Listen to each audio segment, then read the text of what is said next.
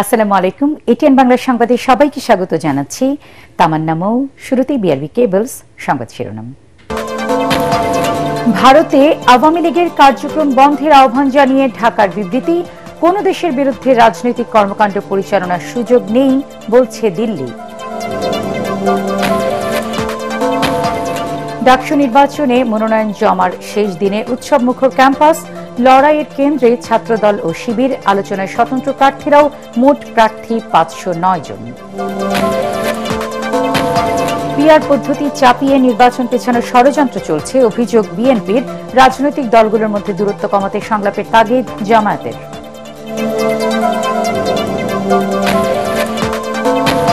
পুলিশের হুমকিতে জুলাই গণ অভ্যুত্থানে গুলিবিদ্ধদের দুর্ঘটনায় আহত দেখানো হয়, চিকিৎসকের জবানবন্দি। কিছুদিনের মধ্যেই ট্রাইব্যুনালে সাক্ষ্য দেবেন সাবেক আইজিপি মামুন। দক্ষ ও কর্মক্ষম মানব সম্পদ গড়ে তুলতে না পারলে জাতীয় উন্নয়ন সম্ভব নয় বললেন প্রধান উপদেষ্টা। অসংক্রামক রোগ প্রতিরোধে যৌথ ঘোষণাপত্রে সই। এবং পাসপোর্ট ছাড়াই প্রবাসীদের ভোটার করার সিদ্ধান্ত ইসির।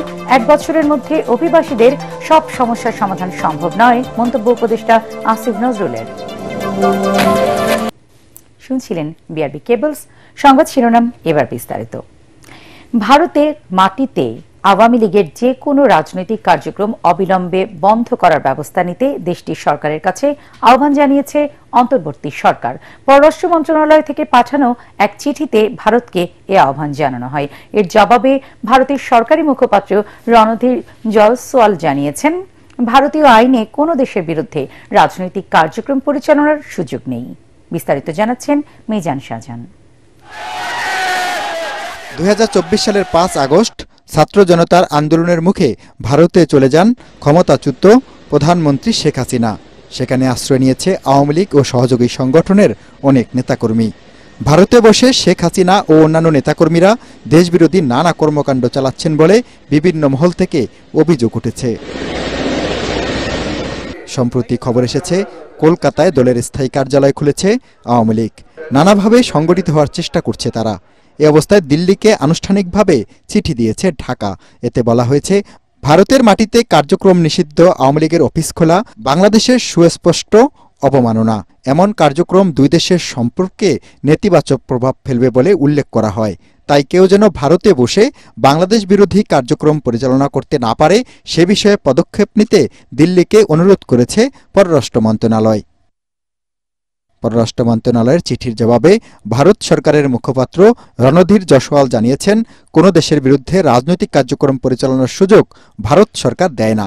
তিনি আরও বলেন, বাংলাদেশে যত দ্রুত সম্ভব অবাধ, সুষ্ঠু ও অন্তর্ভুক্তিমূলক নির্বাচন প্রত্যাশা করে ভারত। মিজান শাহজাহান, এটিএন বাংলা। ডাকসু নির্বাচনে মনোনয়নপত্র জমা দেওয়ার শেষ দিনে উৎসবমুখর পরিবেশে মনোনয়নপত্র জমা দিয়েছেন প্রার্থীরা। ছাত্রদল, শিবির, গণতান্ত্রিক ছাত্র সংসদের পাশাপাশি স্বতন্ত্র প্রার্থীদের সরব উপস্থিতি দেখা যাচ্ছে এবারের ডাকসু নির্বাচনে। ভোটাররা বলছেন, 6 বছর পর হতে যাওয়া নির্বাচনে হাড্ডাহাড্ডি লড়াই হবে। কেন্দ্রীয় সংসদ ও হল সংসদে 658 প্রার্থী মনোনয়নপত্র তুললেও জমা দিয়েছেন 509 জন। মিজান শাহজাহানের আরেকটি রিপোর্ট। সংসদের বিপ্লবী সভাপতি দুপুরে ঢাকা বিশ্ববিদ্যালয়ের অপরাজ্য বাংলার পাদদেশে প্যানেল ঘোষণা করে জাতীয়তাবাদী ছাত্রদল। পরিচিত মুখ এবং জনপ্রিয় নেতৃত্বকে বাছাই করেছি। ঢাকা বিশ্ববিদ্যালয় শাখা ছাত্রদলের যুগ্ম সাধারণ সম্পাদক আবিদুল ইসলাম খানকে বিপি ও কবি জসিমউদ্দিন হল শাখার আহ্বায়ক শেখ তানবীর বাড়ি হামিমকে জিএস পদে মনোনয়ন দিয়েছে দেশের সর্ববৃহৎ ছাত্র সংগঠনটি। ছাত্রদল কেন্দ্রীয় সংসদ এবং ঢাকা বিশ্ববিদ্যালয়ের ছাত্রদল গণতান্ত্রিক প্রক্রিয়ায় আমরা এই প্যানেল নির্বাচিত করেছি। সামাজিক, রাজনৈতিক, অর্থনৈতিক, সাংস্কৃতিক, পারিবারিক সকল জীবনকে আমাদের থেকে কেড়ে নেওয়া হয়েছিল, কিন্তু আপোষ করিনি। একটাই মনোবল ছিল, একদিন আমরা জিতব। 5 আগস্ট দাঁড়িয়ে চাংখার বলে যখন বলেছিলাম, প্লিজ কেউ কাউকে ছেড়ে যান না, সেদিন উপস্থিত ছাত্র জনতা কেউ ছেড়ে যায় নাই। এদিকে বিকেলে বিশ্ববিদ্যালয়ের কেন্দ্রীয় লাইব্রেরির সামনে প্যানেল ঘোষণা করে গণতান্ত্রিক ছাত্র সংসদ। আব্দুল কাদের বিপি ও আবু বাকের মজুমদার লড়ছেন জিএস পদে। অনেকে এখানে দেখানো হয় যে ঢাকা বিশ্ববিদ্যালয়ে জায়গা নাই, এই নাই, সেই নাই, টাকা নাই, কিন্তু আমরা মনে করছি এগুলো সব হচ্ছে রাজনৈতিক কৌশল এবং এই বিশ্ববিদ্যালয়ের শিক্ষার্থীদেরকে জিম্মি রেখে তাদেরকে কিভাবে তাদের মাধ্যমে একটা ফ্যাসিবাদী সিস্টেম কায়েম করা যায় সেই কৌশল। কে ফিল্টারে পানি খাওয়ালো, কে বোতলে ফল খাওয়ালো সেটা দেখবে না। শিক্ষার্থী একটা জায়গায় দেখবে, তারা একটা অভয়ের জায়গা চায়। এর আগে মধুর ক্যান্টিনে বিপি পদে নাইম হাসান হৃদয় ও জিএস পদে এনামুল হাসান অনয়ের নাম ঘোষণা করে ছাত্র ইউনিয়ন, ছাত্র ফ্রন্ট ও জাসদ ছাত্রলীগের সমন্বিত প্যানেল। সেই প্যানেলটি কাজ করবে। এর পরবর্তী তবে জুলাই আন্দোলনে আহত সানজিদা আহমেদ তন্নির প্রতি শ্রদ্ধা জানিয়ে গবেষণা ও প্রকাশনা সম্পাদক পদে প্রার্থী দেয়নি ছাত্রদল, গণতান্ত্রিক ছাত্র সংসদ এবং ছাত্র ইউনিয়ন, ছাত্র ফ্রন্ট ও জাসদ ছাত্রলীগের সমন্বিত প্যানেল। এই পদে শিবিরের প্রার্থী দলটির বিশ্ববিদ্যালয় শাখার দপ্তর সম্পাদক সাজ্জাদ হোসাইন খান। বিপি পদে আলোচনায় আছেন ছাত্রদলের আবিদুল ইসলাম খান, ছাত্র শিবিরের সাদিক কায়েম, গণতান্ত্রিক ছাত্র সংসদের আব্দুল কাদের, স্বতন্ত্র প্রার্থী বৈষম্য বিরোধী ছাত্র আন্দোলনের সাবেক মুখপাত্র উমামা ফাতেমা, এনসিপির বহিষ্কৃত নেতা মাহিন সরকার ও ছাত্র অধিকার পরিষদের বিন ইয়ামিন মোল্লা। আমাদের প্যানেলের নাম হচ্ছে স্বতন্ত্র শিক্ষার্থী ঐক্য, অর্থাৎ ঢাকা বিশ্ববিদ্যালয়ে যে শিক্ষার্থীরা স্বতন্ত্রভাবে তারা ইলেকশনটা করতে যাচ্ছে, কোনো দলীয় ট্যাগের আন্ডারে এসে না, সেই শিক্ষার্থীদেরকে নিয়ে আমরা একটি ঐক্যবদ্ধ প্যানেল তৈরি করছি। তাদের মধ্যে কে নির্বাচিত হবেন তা দেখার জন্য অপেক্ষা করতে হবে ৯ সেপ্টেম্বর পর্যন্ত।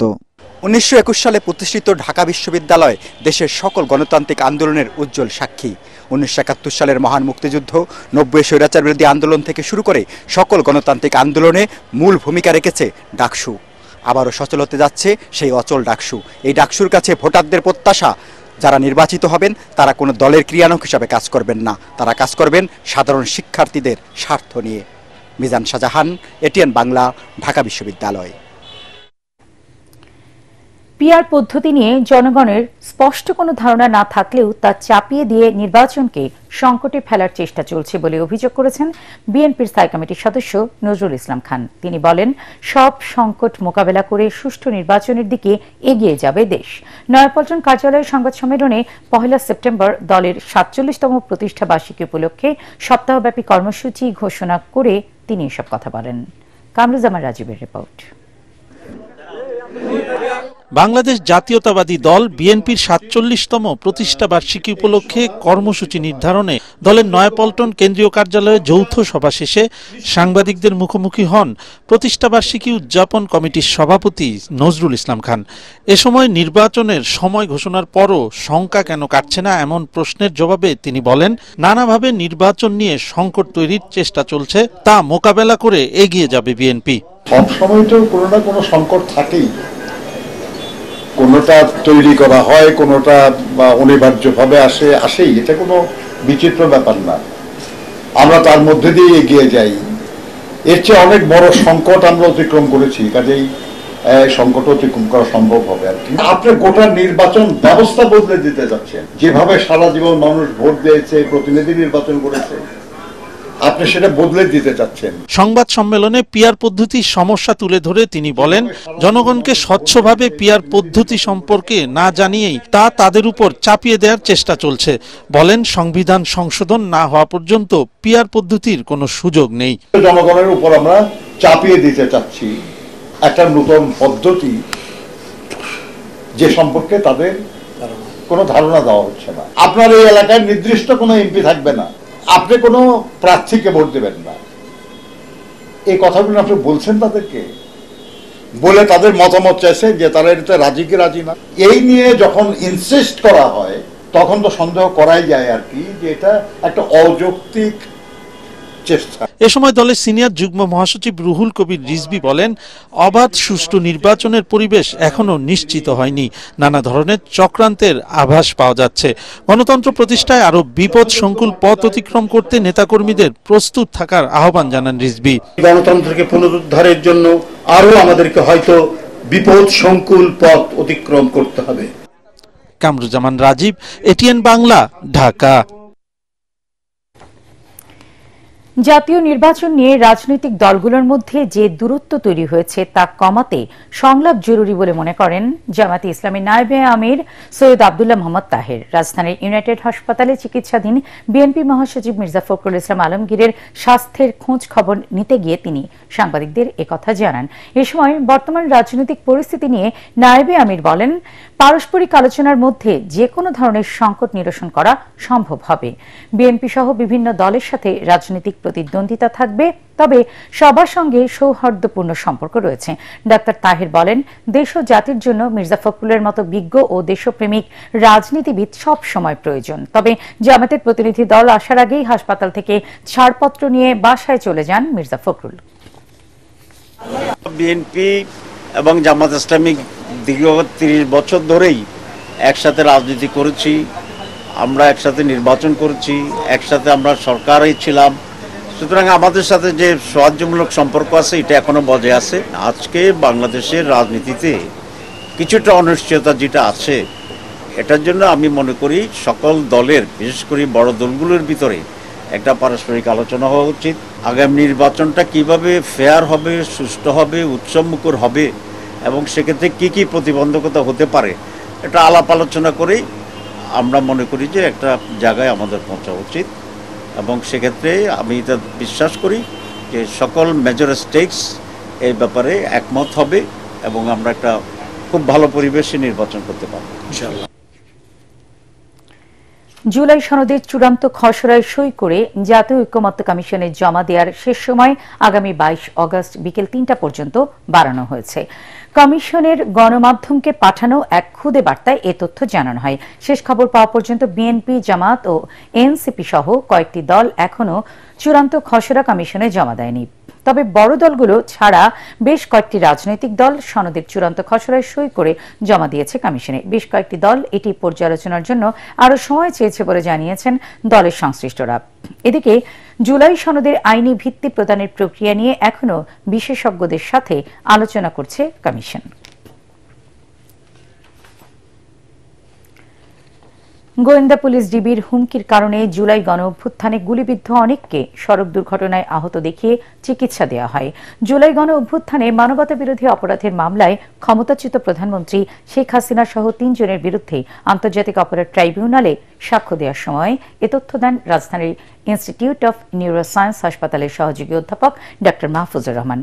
এদিকে আগামী 2 সপ্তাহের মধ্যে রাজসাক্ষী হিসেবে সাবেক আইজিপি চৌধুরী আব্দুল্লাহ আল মামুন সাক্ষ্য দেবেন বলে জানিয়েছে প্রসিকিউশন। আরো জানাচ্ছেন হুমায়ুন চিস্তি। জুলাই গণ অভ্যুত্থানে মানবতা বিরোধী অপরাধের মামলায় ক্ষমতাচ্যুত প্রধানমন্ত্রী শেখ হাসিনা, সাবেক স্বরাষ্ট্রমন্ত্রী আসাদুজ্জামান খান কামাল ও সাবেক আইজিপি চৌধুরী আব্দুল্লাহ আল মামুনের বিরুদ্ধে বুধবার 4 জন সাক্ষ্য দেন। এদের মধ্যে 2 জন রাজধানীর ইনস্টিটিউট অব নিউরোসায়েন্স হাসপাতালের চিকিৎসক, 1 জন ওই হাসপাতালের সিনিয়র নার্স এবং 1 জন শহীদের মা। জুলাই গণ অভ্যুত্থানে পুলিশের গুলিতে আহতদের চিকিৎসা দেয়ায় ডিবি পুলিশের হুমকি পেয়েছেন বলে জবানবন্দিতে জানান ডা মাহফুজুর রহমান। বলেন, ওই সময় গুলিবিদ্ধদের ভর্তি না করার জন্য এবং ভর্তি থাকাদের রিলিজ না দেওয়ার জন্য চাপ দেওয়া হয়। বহু রোগী আসছে, এখন রোগী আসার পরে ডিবি থেকে তাকে বলা হলো যে আপনারা যে সমস্ত রোগী ভর্তি হয়েছে তাদেরকে ছাড়বেন না। কেন? তাদের বিরুদ্ধে আইনানুগ ব্যবস্থা নেওয়া হবে, এটা একটা বলেছেন। আর একটা হচ্ছে নতুনভাবে কোনো চিকিৎসা নেবেন না। উনি তখন বলেছিলেন যে আমরা ডাক্তার, আমরা চিকিৎসা দেওয়ার জন্যই আছি। তো বলছেন না, এটা উপরের নির্দেশ, অর্থাৎ সরকারের নির্দেশ উনি বোঝাতে চেয়েছেন। আন্দোলন করতে যাওয়া হচ্ছে এটা যেন পুলিশ বুঝতে না পারে, এই জন্য ভিন্ন কারণ তার মধ্যে উল্লেখযোগ্য ছিল রোড ট্রাফিক অ্যাক্সিডেন্ট, এইটা বলে উনি রোগীকে ভর্তি করে চিকিৎসা দিয়েছেন। এই মামলায় গ্রেফতার থাকা একমাত্র আসামি ও রাজসাক্ষী সাবেক আইজিপি চৌধুরী আব্দুল্লাহ আল মামুনের উপস্থিতিতে সাক্ষ্য নেওয়া হয়। আগামী 2 সপ্তাহের মধ্যে রাজসাক্ষী হিসাবে মামুন সাক্ষ্য দেবেন বলে জানায় প্রসিকিউশন। আশা করছি যে আমরা সামনে 2-1 সপ্তাহের মধ্যেই নিতে পারব। সামনে 2-1 সপ্তাহ, যদি পরের সপ্তাহে যাই, এখন কোনো কারণে হয়তো পিছিয়ে গেল। এদিন চানখারপুলে 6 জনকে হত্যার মামলায় সাবেক ডিএমপি কমিশনার হাবিবুর রহমান সহ 8 আসামির বিরুদ্ধে 2 জন প্রত্যক্ষদর্শীর সাক্ষ্য দেওয়ার কথা থাকলেও তা হয়নি। এ মামলায় গ্রেফতার থাকা 4 আসামিকে সকালে ট্রাইব্যুনালে হাজির করা হয়। হুমায়ুন চিস্তি, এটিএন বাংলা, ঢাকা। দক্ষ ও কর্মক্ষম মানব সম্পদ ব্যবস্থাপনা গড়ে তুলতে না পারলে যথাযথভাবে জাতীয় উন্নয়ন সম্ভব নয় বলে জানিয়েছেন প্রধান উপদেষ্টা ড. মোহাম্মদ ইউনূস।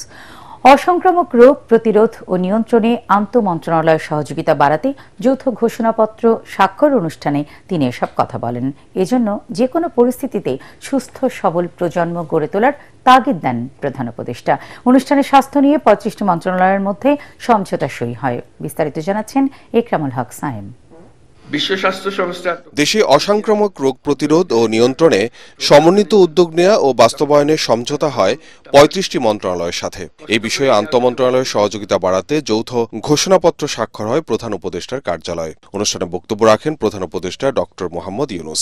জাতীয় উন্নয়ন ও অগ্রগতি নিশ্চিত করতে হলে দক্ষ ও কর্মক্ষম মানব সম্পদ গড়ে তোলার তাগিদ দেন তিনি। দক্ষ কর্মক্ষম মানব সম্পদ ব্যবস্থাপনা গড়ে তুলতে না পারলে ব্যক্তিগত জীবন থেকে জাতীয় উন্নয়ন কোনোটাই যথাযথভাবে করা যাবে না। যে কোনো পরিস্থিতি হোক না কেন এবং যত চ্যালেঞ্জিং থাকুক না কেন, আমাদেরকে সুস্থ সবল প্রজন্ম গড়ে তুলতেই হবে। এ সময় বিশ্ব স্বাস্থ্য সংস্থার বরাত দিয়ে প্রধান উপদেষ্টা বলেন, দেশে মোট মৃত্যু শতকরা ৭১% ঘটে অসংক্রামক রোগের কারণে। এজন্য বিভিন্ন মন্ত্রণালয়ের মধ্যে সমন্বিত উদ্যোগ নেওয়ার পাশাপাশি জনসচেতনতা বাড়ানোর আহ্বান জানান প্রধান উপদেষ্টা। অসংক্রামক রোগের চিকিৎসা ব্যবস্থাপনা যেমন উন্নত হওয়া জরুরি, তেমনি রোগগুলো যেন কম হয় অথবা একেবারেই না হয়, সেজন্য উপযুক্ত জনসচেতনতা এবং প্রতিরোধ এবং নিয়ন্ত্রণ ব্যবস্থা গড়ে তোলা দরকার। নানামাত্রিক শারীরিক ও মানসিক সমস্যার সৃষ্টি হচ্ছে এবং দেশের আর্থসামাজিক উন্নয়নে অগ্রগতির উপর নেতিবাচক প্রভাব পড়ছে। যেমন তরুণদের মধ্যে অনেকে একই সাথে পুষ্টিহীনতায় ভুগছে, আবার অতিরিক্ত ওজন নিয়ে শারীরিক ঝুঁকিপূর্ণ পরিস্থিতিতে রয়েছে। তামাকের বিরুদ্ধে তরুণ সমাজকে আজ সচেতন করা না গেলে আগামী প্রজন্মের ভবিষ্যৎ অনিশ্চিত হয়ে পড়বে। তিনি বলেন, স্বাস্থ্যসেবায় যৌথ ঘোষণা বাস্তবায়নে সরকারের পাশাপাশি বেসরকারি উদ্যোগ এবং আঞ্চলিক ও বৈশ্বিক কারিগরি সহযোগিতা বাড়ানো দরকার। পৃথিবীর প্রায় সব দেশে অসংক্রামক রোগ বিস্তৃত হচ্ছে। বাংলাদেশের আর্থসামাজিক ভৌগোলিক অবস্থান এবং বিপুল জনগোষ্ঠীর ছোট এলাকায় বসবাসের প্রেক্ষাপটে এই পরিস্থিতি আরো সংকটময়। তাই এটি জাতীয় স্বাস্থ্য ব্যবস্থাপনার সম্ভবত সবচাইতে গুরুত্বপূর্ণ দিক, যা শুধু স্বাস্থ্য খাত নয়, আমাদের সামগ্রিক অর্থনীতি, সামাজিক নিরাপত্তা এবং টেকসই উন্নয়নের সাথেও নিবিড়ভাবে জড়িত। অনুষ্ঠানে বিশ্ব স্বাস্থ্য সংস্থা ও বিভিন্ন মন্ত্রণালয়ের প্রতিনিধিরা উপস্থিত ছিলেন। ইকরামুল হক সায়েম, এটিএন বাংলা, ঢাকা। এখন থেকে পাসপোর্ট ছাড়াও প্রবাসীদের ভোটার করতে পারবে নির্বাচন কমিশন। ইসির এনআইডি অনুবিভাগের বিজ্ঞপ্তিতে বলা হয়, পাসপোর্ট না থাকলে সংশ্লিষ্ট দেশে বসবাসকারী এনআইডিধারী 3 জন প্রবাসীর কাছ থেকে বাংলাদেশি মর্মে প্রত্যয়নপত্র জমা দিলেই ভোটার হওয়া যাবে।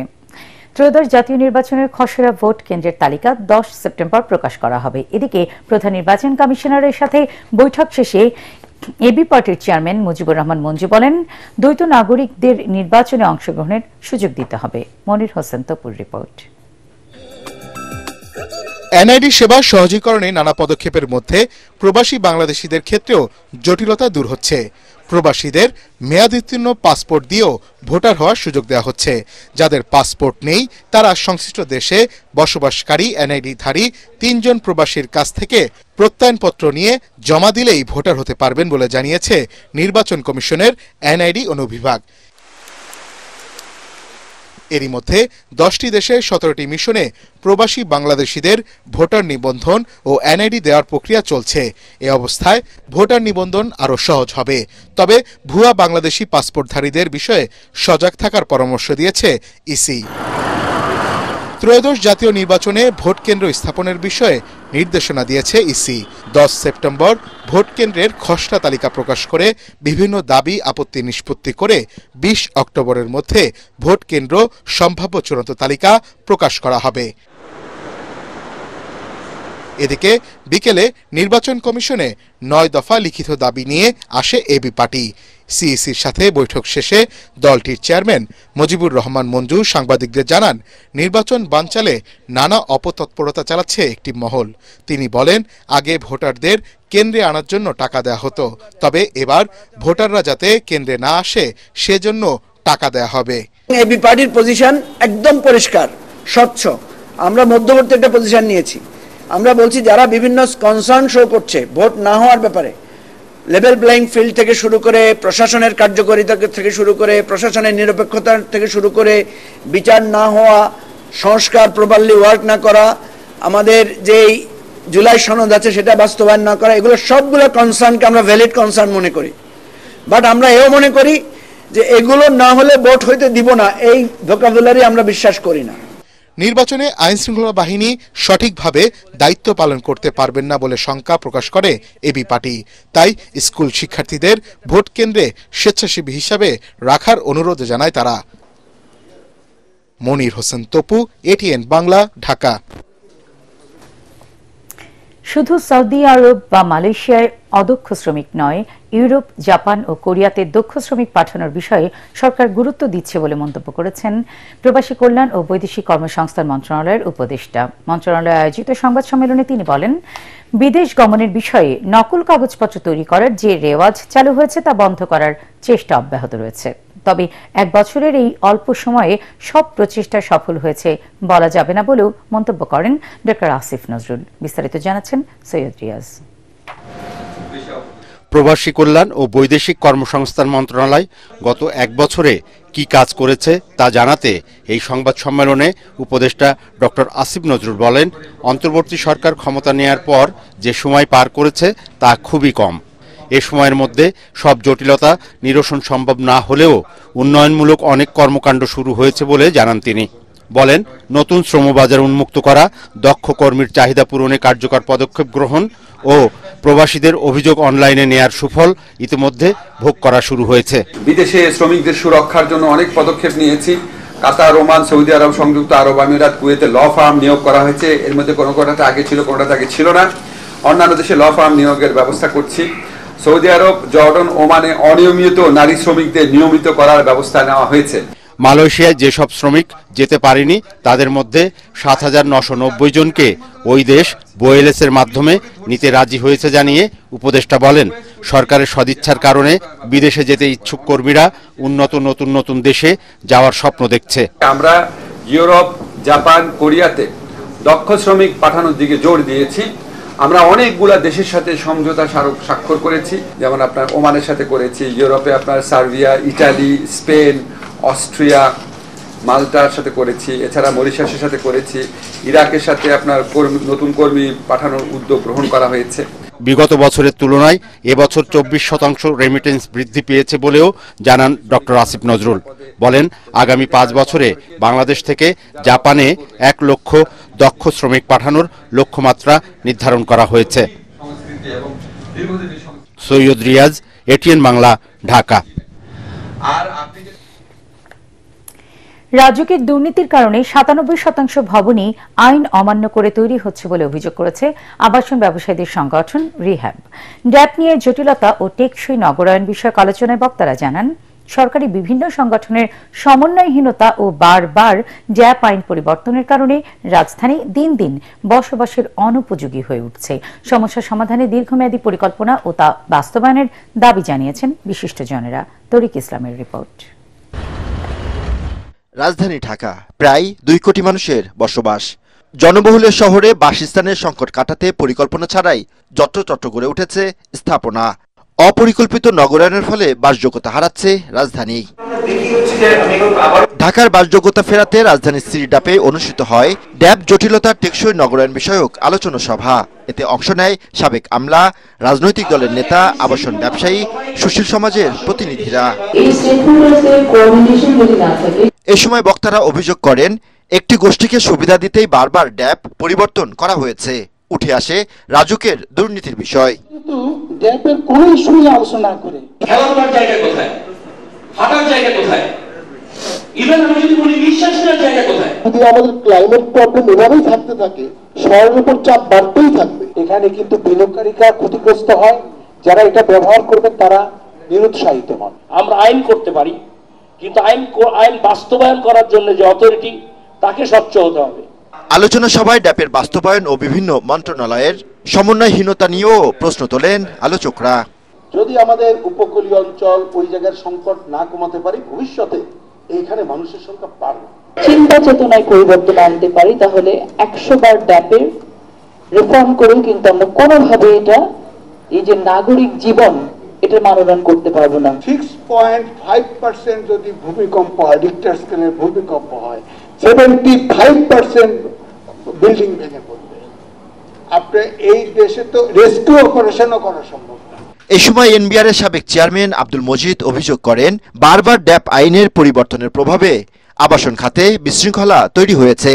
সমস্যা নিরসনে সরকারের প্রয়োজনীয় পদক্ষেপ নেওয়ারও দাবি জানান তিনি। আমাদের আইনগুলোর ভিতরে কনসিস্টেন্সি না থাকাতে দুদিন পরে আপনি ওই রুলটা ভেঙে দিলেন, পরিষ্কার চেঞ্জ করে দিলেন, তা আমার তো অর্ধেক ইনভেস্টমেন্ট বা এই সব তো পথে পড়ে গেল। আর আপনি যদি একটা আইন করে তরিক ইসলাম, এটিএন বাংলা, ঢাকা। আপনি যেগুলো পূবালী ব্যাংক বাণিজ্য সংবাদ।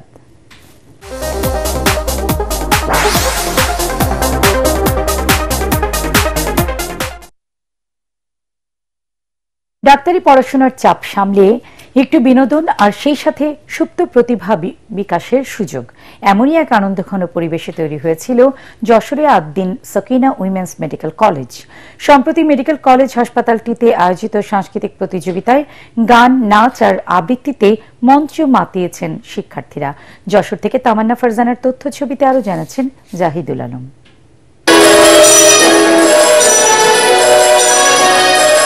যশোরের আদ্দিন সকিনা উইমেন্স মেডিকেল কলেজের অডিটোরিয়ামে অনুষ্ঠিত হয়ে গেল সাংস্কৃতিক প্রতিযোগিতা। বাংলাদেশ ও ভারতের জাতীয় সঙ্গীত পরিবেশনের মধ্য দিয়ে প্রতিযোগিতা শুরু করেন শিক্ষার্থীরা। আয়োজনটির উদ্বোধন করেন যুক্তরাজ্য প্রবাসী প্রখ্যাত শিশু হৃদরোগ বিশেষজ্ঞ doctor Mosleuddin Farid. Choose something, either in sports, it doesn't have to be music, or a music, or some cultural activities, then which you can, just take a break, forget about what you are doing at work, and that gives you the energy and your enthusiasm to help the humanity. That's what you are really aiming at. প্রতিযোগিতায় হামনাদ, আবৃত্তি, একক ও দলীয় সঙ্গীত, একক ও দলীয় নৃত্য পরিবেশিত হয়। অনুষ্ঠান শেষে বিজয়ীদের নাম ঘোষণা করেন অতিথিরা।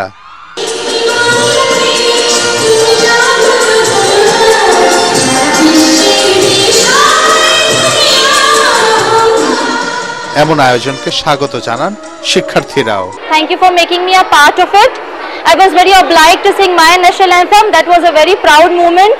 অনুষ্ঠানে কলেজের অধ্যক্ষ অধ্যাপক ডাক্তার সঞ্জয় সাহা, 500 শয্যা বিশিষ্ট আদ্দিন সকিনা মেডিকেল কলেজের পরিচালক ডাক্তার ইমদাদুল হক, বায়োকেমিস্ট্রি বিভাগের প্রধান অধ্যাপক ডাক্তার মারুফা আখতার সহ বিভিন্ন বিভাগের শিক্ষক শিক্ষিকারা উপস্থিত ছিলেন।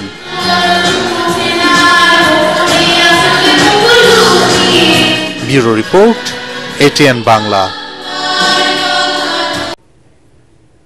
আলা রাফা ইসলামী ব্যাংক অর্থ সংবাদ।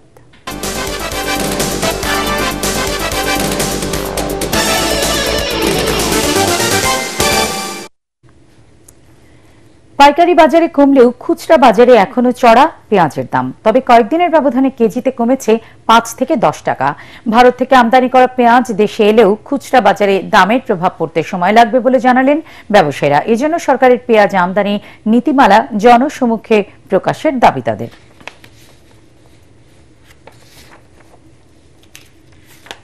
এবার আন্তর্জাতিক সংবাদ।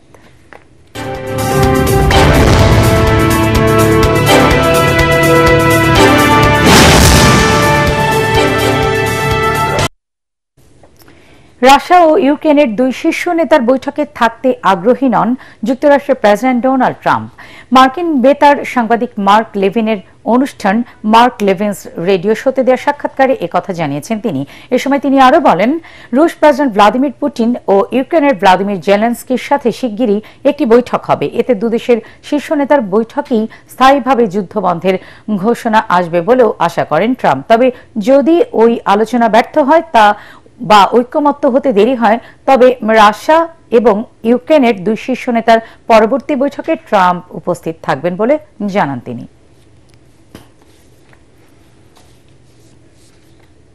এবার খেলার খবর।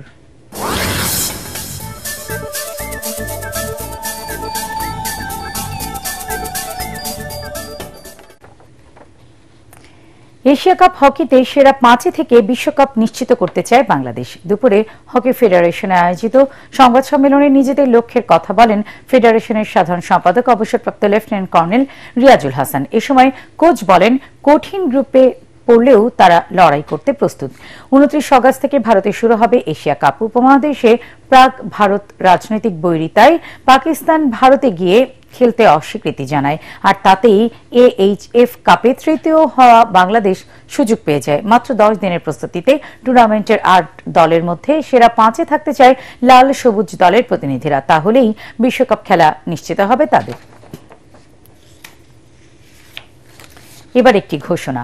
এটিএন বাংলার নাম ব্যবহার করে সাংবাদিক পরিচয় কতিপয় ব্যক্তির বিরুদ্ধে সংবাদ সংগ্রহের নামে দেশের বিভিন্ন স্থানে চাঁদাবাজির অভিযোগ পাওয়া যাচ্ছে। এ ধরনের চাঁদাবাজ ও ভুয়া নাম ব্যবহারকারীদের নিকটস্থ থানায় সোপর্দ করার জন্য অনুরোধ জানাচ্ছে এটিএন বাংলা কর্তৃপক্ষ। এছাড়াও প্রতিষ্ঠানটিতে সাংবাদিক ও জনবল নিয়োগের ভুয়া বিজ্ঞাপন দিয়ে একটি চক্র প্রতারণা করছে। বর্তমানে এটিএন বাংলায় কোনো ধরনের নিয়োগ প্রক্রিয়া চলছে না। নিয়োগ নিয়ে কারোর সাথে আর্থিক লেনদেন না করার অনুরোধ জানাচ্ছে এটিএন বাংলা কর্তৃপক্ষ। শেষ করার আগে বিআরবি কেবল সংবাদ শিরোনাম জানিয়ে দিচ্ছি আরো একবার। ভারতে আওয়ামী লীগের কার্যক্রম বন্ধের আহ্বান জানিয়ে ঢাকার বিবৃতি। কোন দেশের বিরুদ্ধে রাজনৈতিক কর্মকাণ্ড পরিচালনার সুযোগ নেই বলছে দিল্লি। ডাকসু নির্বাচনে মনোনয়ন জমার শেষ দিনে উৎসব মুখর ক্যাম্পাস। লড়াইয়ের কেন্দ্রে ছাত্রদল ও শিবির। আলোচনায় স্বতন্ত্র প্রার্থীরাও। মোট প্রার্থী 509 জন। পিআর পদ্ধতি চাপিয়ে নির্বাচন পেছানোর ষড়যন্ত্র চলছে, অভিযোগ বিএনপির। রাজনৈতিক দলগুলোর মধ্যে দূরত্ব কমাতে সংলাপের তাগিদ জামাতের।